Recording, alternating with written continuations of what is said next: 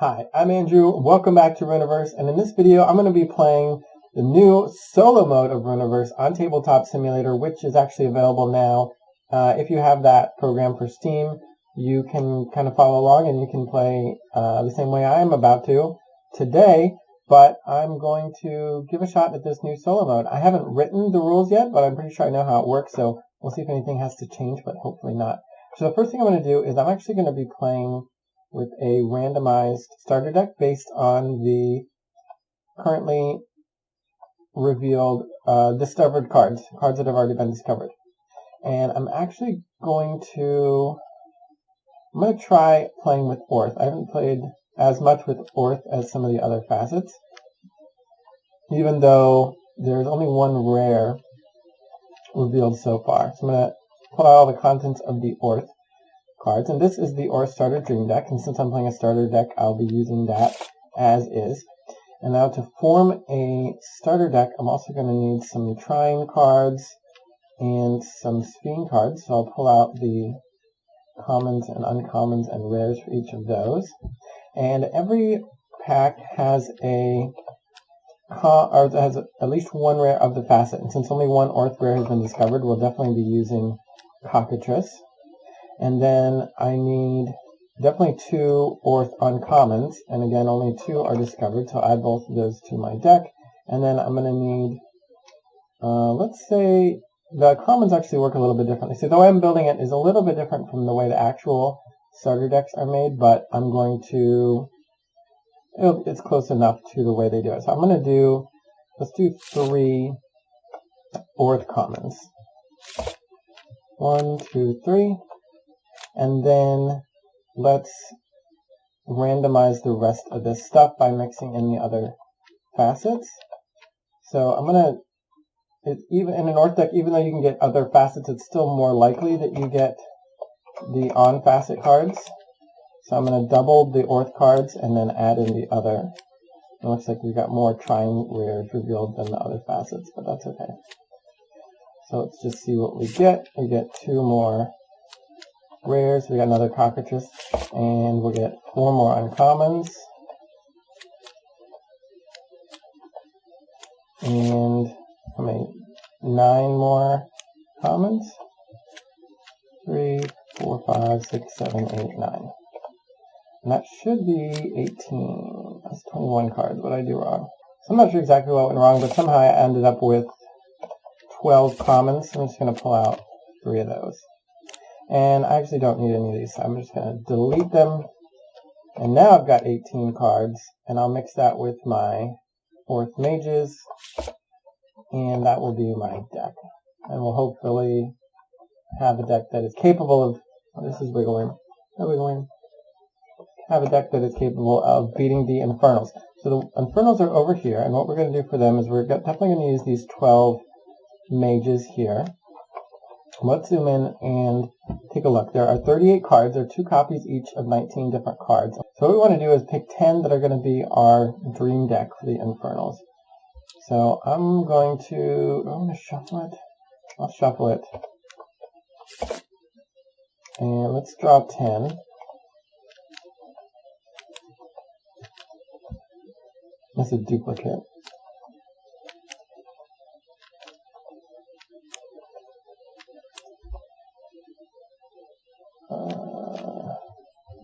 There's another duplicate. Alright, so that's going to be the dream deck. And now we want to search for all the rest of the duplicates of those cards. We got 2 of them so far. And we need to get the rest out. And that leaves us with 18 cards. So these can go over here and actually be deleted. And then these are going to be our dream deck for them. And then these 18 plus these mages will be their deck. Very good. And the way we play for our side is pretty much normal. So we'll draw 7 and make sure we have a legal starting hand, which means we have 2 to 5 mages, which we do. So that's a keep for us. And then for them, we're actually going to draw face up. And we're going to make sure, we're going to draw until they've gotten 3 mages. And then we'll draw until we have 7 cards if we haven't Alright, so there's 3 mages. So we're going to set those aside. That's 5 cards, and then the rest we can draw face down for them. And that's how the Infernals draw their starting hand. And if we hadn't gotten 3 mages in the first 7 cards, then we would just keep drawing face up until we hit 3 mages, set them aside just like this, and we would have stopped. So we can now play our turn now that they've got their starting hand. So in Rüniverse, the first thing you do is open a rift, which is put the top 2 cards of your deck face down as your rift, and you can play a mage to the rift. And we'll go ahead and play Beaquist, the dedication mage. We also have a fungus, 2 fungus mages, so worth taking a note of that. And I can decide which of my level 1 creatures I want to play. So this is dedication defense. It's defensive 3 if it's dedication mage, and it is. I kind of want to play Kidna first to start using its ability.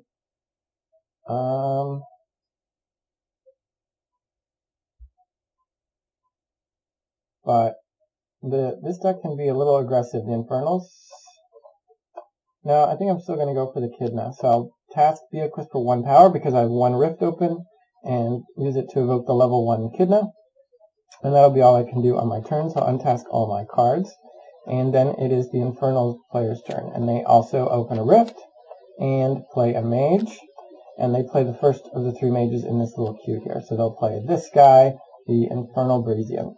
And now they will draw a card for their turn. And since this could be a gift, they will draw it face up. And it actually is a gift. And it is a draw gift, so they'll draw another card. And then, because this one cannot be a gift, they'll draw that one face down. Now these cards here, that some of them are face up, some of them are face down, that is technically part of their hand, but it's also called, the queue for the Infernal solo mode. And what we do here is we just play them one at a time. So the first thing is we're going to check this leftmost card. These mages are set aside because they're kind of waiting for their turn to get played to a rift, but the rest of them are part of the queue. And this one is Inspire. So if any of these mages' creatures are untasked the highest level one. Well, none of this mage's creatures are tasked, so we'll skip that for now. And we'll go to the next card in the queue, which is Infernal Ram. And it is a level 1 creature, so we can evoke that. Now if it were level 2, 3, 4, 5, 6 creature, doesn't matter. The mages don't actually care about power that much. They'll just always play what's next in the queue, and then keep playing until they've spent equal to or more than the power they're supposed to have. So in this case, we actually got a little bit lucky because they just got a level 1 card. If they had a level 6 card, they would still play it with no penalty other than that they would stop playing things for the turn.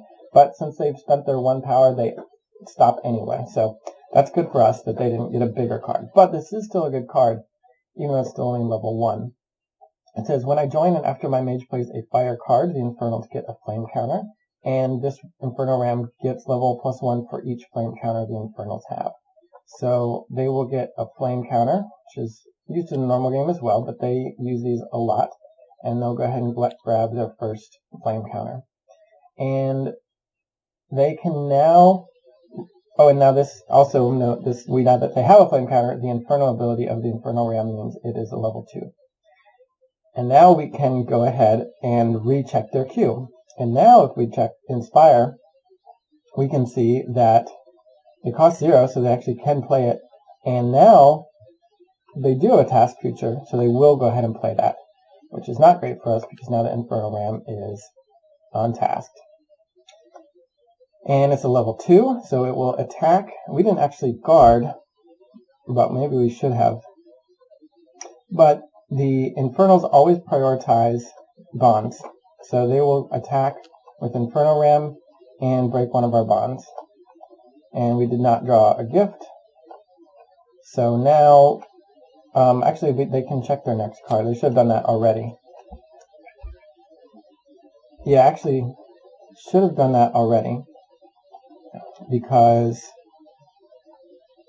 they'll always check the next card in their queue before attacking.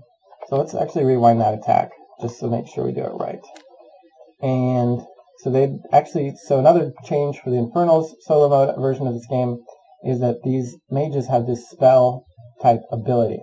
And this one has Infernal Blast level 0. The Infernals get a flame counter. I attack for 3. So that means that This card can be evoked as a spell of level 0, so no cost, and it gives the Infernals a flame counter and they attack for 3. So they will play that, and that gives them a flame counter. So I'll just press the 2 key while mousing over this to change the 1 to a 2. And again, they prioritize bonds, so now they will go ahead and break that bond. And then we'll check the next card in their queue. And this one costs 2. They've already spent equal to or more than their power for the turn, so they will stop. And then they'll go ahead and start on their attacks and attack and break our other bond. Now, we don't lose the game because we haven't opened all 3 rifts yet, but both of our bonds have been broken. So they will end their turn at that, and now it is our turn. So we'll open our second rift, draw a card, and we actually do get a gift here, bond gift, because we have equal to or, wait, what does it read? Unless you have the most bonds or are tied, we're actually tied because we have 2 and they have 2, so we actually don't get our bond. That stinks. But we'll go ahead and play her. Do we need a fungus for anything? No, so we'll go ahead and play our Earth Mage. And now we have 2 power for each mage. I think we want to play a tower here. And it's actually a relic, but it can guard as a creature. But do we want to play Tusk? Or do we want to play the Cav Shaman? I guess we don't need to be that defensive here. So let's play Tusk. And task her for that. It has strength 2, so it's a level 4. And once per turn after I attack and survive, untask an allied creature and heal it. You can use Kidney to task me to give an ally a level +1 counter, so we'll go ahead and give Tusk a counter. And I think that's all we really want to do here. We could assist for 2 more power. I think we want to save these small defensive creatures for our third mage that's going to have bonds. Or we could do it for Sturda, but she's got this tower. So yeah, I think let's leave it at that. So we'll untask and go to the Infernals again. So they will open their second rift. They will draw. And now that they have, they'll go ahead and play the second mage from this little queue over here. And now that they have more than 1 mage, they actually check the top card of the deck for the order that they want to use. So you can see there's 3 fire symbols. The middle symbol means that their middle mage is going to be the first one to act. So, and then it would be the one on the left, but there's no mage there, and then it would be the one on the right. But in this case, we'll just go to the middle first and then to the right. So this Infernal Volcanic is going to go first, and she's going to want to try to play the first card in the queue. So it says the Infernal get 2 flame counters, immolate attacks for 3 plus the number of flame counters the Infernals have.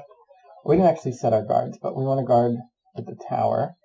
I can guard and don't stop guarding when attacked, and relics are level, take 5 damage to, or take +3 damage to be dispelled. In this case, a level 2 relic would be 5. And I think we'll guard with, do you want to guard with Tusk? No, let's guard with the Kidna, just throw out a weak one as sacrifice fodder to protect Tusk as much as possible.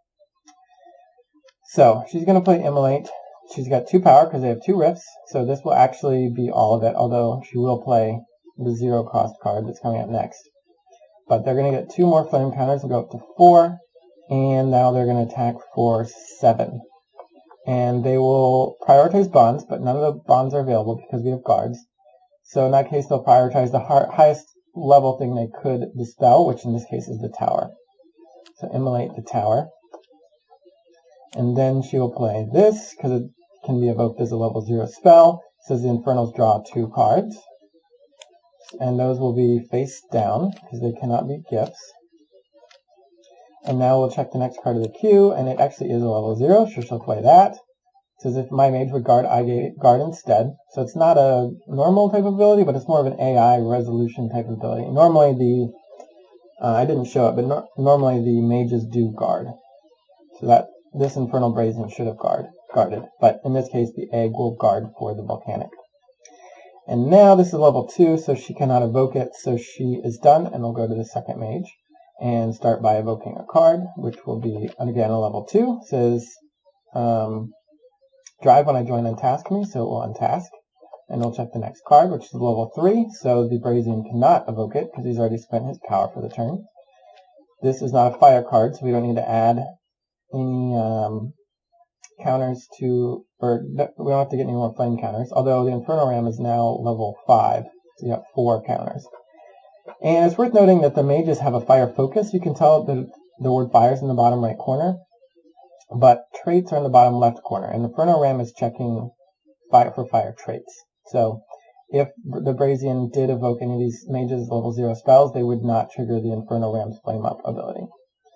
But now they can make attacks, and actually I should keep them in order from left to right, because the way they attack is in a sequence of left to right, from oldest card to newest card. So the Infernal Ram is going to attack first for 5. The Infernals do follow the rules of engagement, but the Brazian hasn't engaged anybody yet this turn. So the Infernal Ram will attack for 5. Its highest priority would be a bond. So attack and break a bond. And then the Raptor will attack and also break a bond. And yeah, we have no bonds, so that's not great for us. But that's the end of the Infernal's turn. So they will go ahead and guard. And in this case, like I said, the Brazian guards for the creatures and the egg guards because of its text. And now it is our turn. We'll open our third Precious Rift. This might be a quick game. So I did design the Infernals to be challenging. So here I got to draw a gift, so I'll draw another card. And here I am playing a very basic starter deck with very limited discovered cards. So you could, try to build more powerful decks and try to beat the Infernals. But they are designed to be a challenge, and they come out swinging. So our Echidna's survived here, and we can decide who we want to play first. Let's go ahead and play a Fungus Mage. I'll play Phage here. And now we have 3, so we can play these Cockatrice, which is pretty good. But we'll have to get through the Brazian. But we could dispel some of these creatures here. We could use Echidna to take out the big Infernal Ram, which is up to level 5 now. Tusk is level 5 as well, but we don't want to waste that. Okay, and this is, this will be good. So let's go ahead and do this first. So we'll task Beaquis for 3 power to evoke Cockatrice, and then we'll have Echidna attack the Brazian, break a bond. This can be a gift, so we'll check for it, but it's not. Then we will task Tusk to dispel this Raptor. And Relentless Pursuit says, after attack and survive, untask an allied creature and heal it. So we'll untask Echidna, which can then attack again, and we'll have it attack the Ram. And with the deadly ability granted by Cockatrice, it's enough to dispel the Ram. So that takes a little bit of pressure off us. And we did 1 bond breaking. Pretty good. So for Phage, we're going to want to play the Dig Beetle and the Cav Shaman. Or at least one of those things. But it's defensive but not taunt.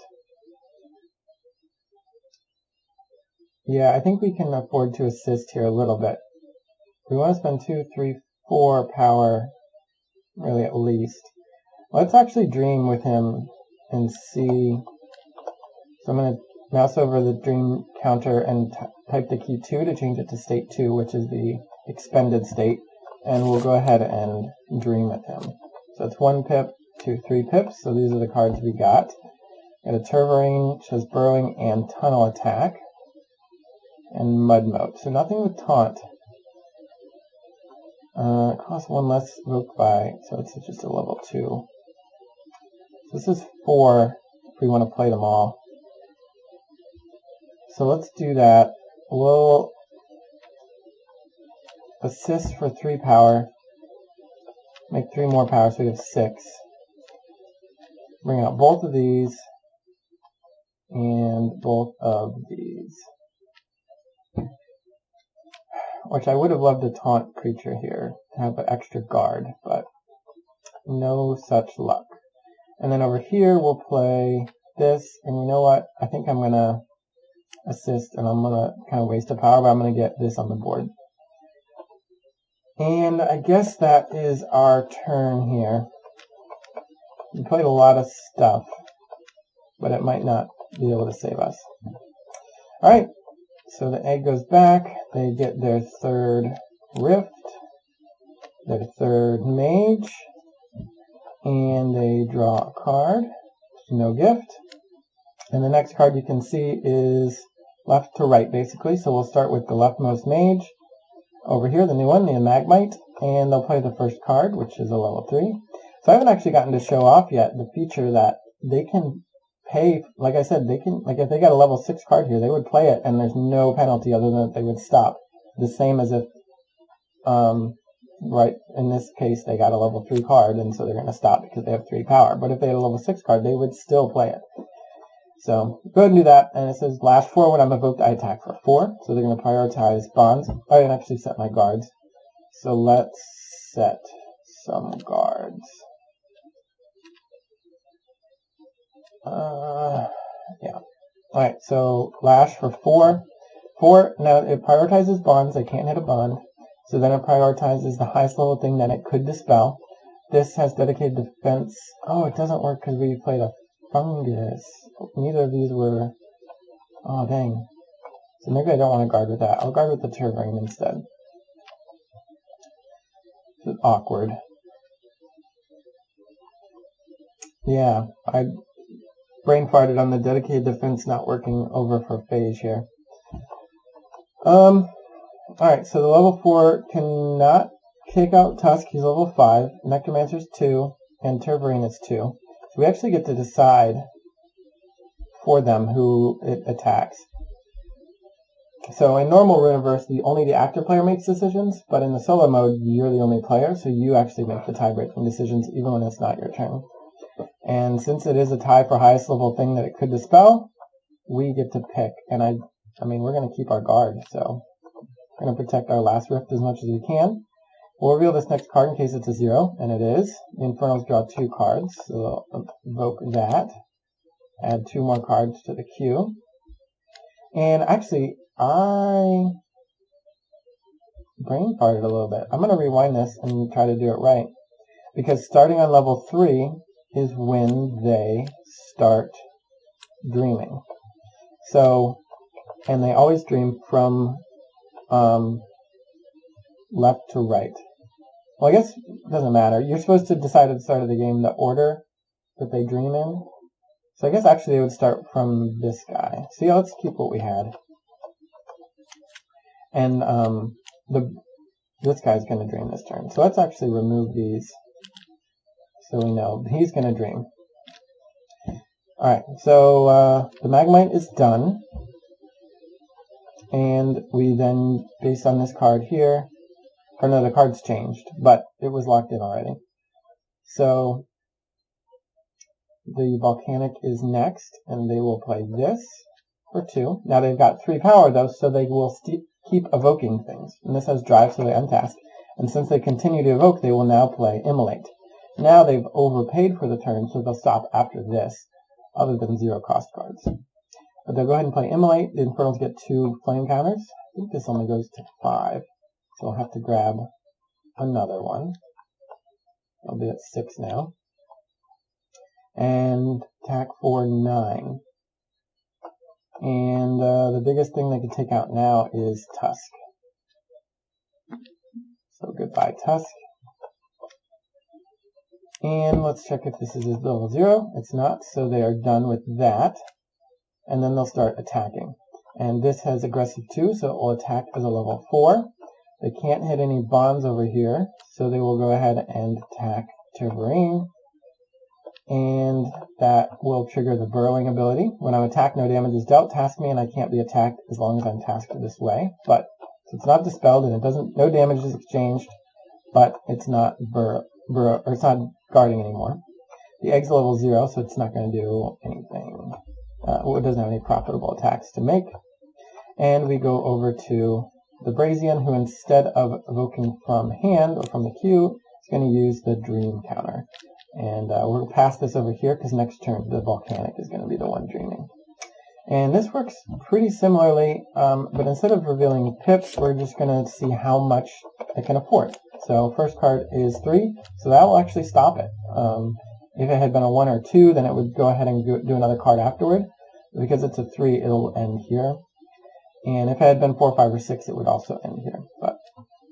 So Pyre Hatchling says, Flame Surge, when I'm evoked for every 2 flame counters the Infernals have, I get an L+1 counter and the Infernals draw a card. Ooh, they got 6, so 6 divided by 2 is 3. So we're going to get 3 counters on here, and they draw 3 cards. Dang. Okay. But they're done. We actually didn't get any bonds broken this turn. So that's good at least. Let's see if we can make our comeback at this point. So no more rips. We will draw 1 card. No gift. And we already dreamed here. This is our weakest lane for sure. The creatures aren't that strong, except for this one, which is massive. Do we have any creatures that we want to throw at that? And we could definitely throw something here at that. But we might want to use our larger creature count to take out, like this lane here, or this location here has 2 creatures. So I think I will be a little bit aggressive, and I'm going to use these 4 creatures to try to get through some of these bonds on that side of the table. So I'm going to use Tervarine's Tunnel Attack. Since it's Brood, I can untask it and give it level +1 this turn, still level 3. Oh, I forgot about guarding. I forgot that they will set these mages as guards. Oh no, the egg guards instead, which is good for us because we can use one of our level 1s to just take the egg out. Then we can use the Tervarine to take out the Lurching Raptor. It has aggressive, but aggressive doesn't work on defense. And then we can use Mud Moat to break 1 bond. Oops. This here. And we can use Cav Shaman to break the other. And that will trigger this gift, which is a bond gift. They have 3 and we only have 2, so they don't get their bond gift, which is good. And do we want to even bother playing anything over here? Yeah, we probably should. I want to save the... No, I think I'm going to use the Cockatrice. It's tough. So I want to be able to use the Deadly to take out this Pyre Hatchling, which is really big. Although I won't be able to get through Brazian, so I don't have 2 attacks anywhere. She's not fast. Yeah. I might not be able to get through the Hatchling anyway. So do I want the Cockatrice here? I'm just going to play the Mud Moat here for now. And let's go ahead and do this. Sturda's phase and Bug Assembly, so my Mage's phase starts. Create a Swarming Bug token. So we will do that. Unfortunately, it is tasked. And let's dream with Sturda.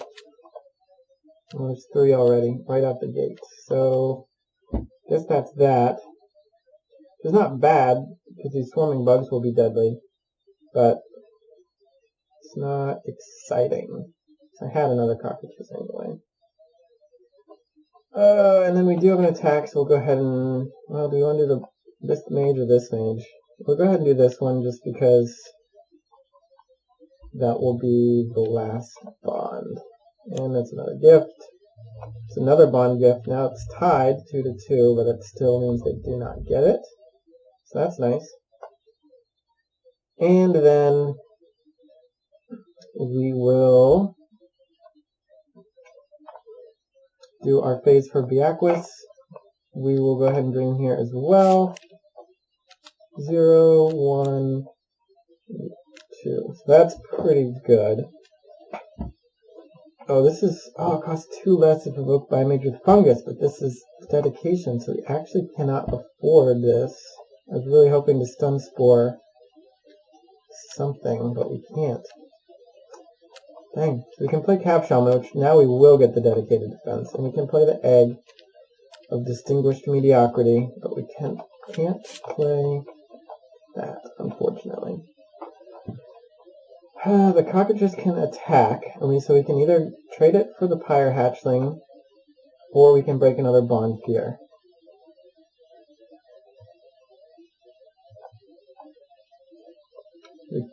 We spent 1 already, so I think I'm fine saving the Cockatrice anyway. The question is just, do we break a bond or get rid of this creature? And I think we do want to get rid of the creature, so I'm gonna trade it there. Because that could, just every attacker risks us, losing our last rift here. So, let's untask and guard. So, it doesn't make a ton of sense. Even though now we have dedicated defense, but it doesn't matter. Still rather guard with the level 0. And here we'll guard with the bug, because it's deadly. Although if they use a spell or... Do they have any... They have these Infernal Spinfires later in the queue, but... They could take this out without really losing anything, but... I guess we guard with the Terverine again, because it's burrowing, and then it can use a tunnel attack. We wish we had a better guard, or like something with taunt or something still, but... Alright, guess that's it. So, no Rift. Their top card here, well first they'll draw no gift, and now they're going to do the middle mage first, and the middle then right then left, and the middle mage actually is dreaming this turn. So they will do that, and that is 3.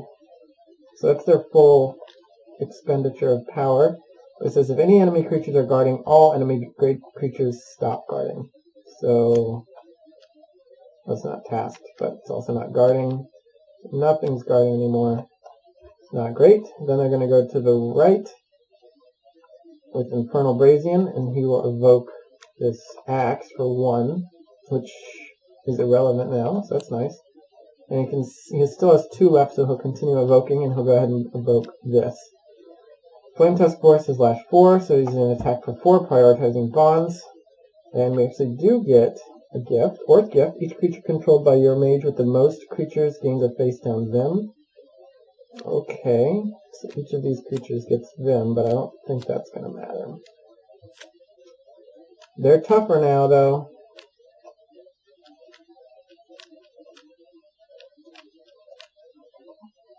And they're out of power. We'll check this if it's a 0. It's not. So then we'll go to the left, and they will evoke this Rex Imp for 2. Since 2 is less than 3, they will evoke again.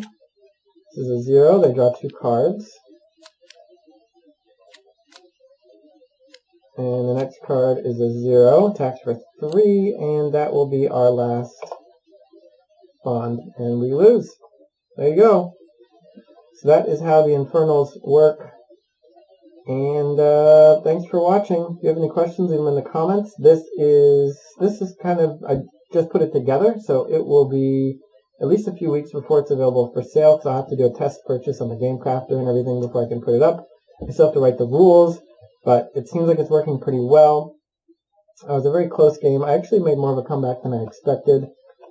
So maybe it's not that hard, especially if you put together a better deck, but you can definitely tweak the difficulty by changing which cards are in the dream deck versus which cards are in the main deck.